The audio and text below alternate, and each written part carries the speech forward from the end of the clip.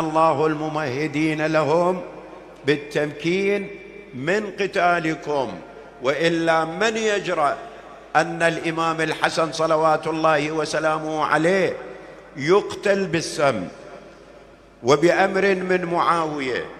ثم بعد كل هذا يمنع حتى من تجديد العهد بزيارة رسول الله صلى الله عليه وآله. مروان العتل الزنيم التافه ما تخليه في زاوية ميتة من زوايا الإسلام، الوزغ ابن الوزغ ملعون وهو في صلب النبي. الإمام علي يسميه الكف اليهودية، هذا يمنع الإمام الحسن أن يدخل على عائشة، هاي يستخدموها ورقة هم المؤمنين، يعني يستخدموها فد ورقة، قالوا لها إن دفن الحسن إلى جنب جده ذهب فخر أبيك وصاحب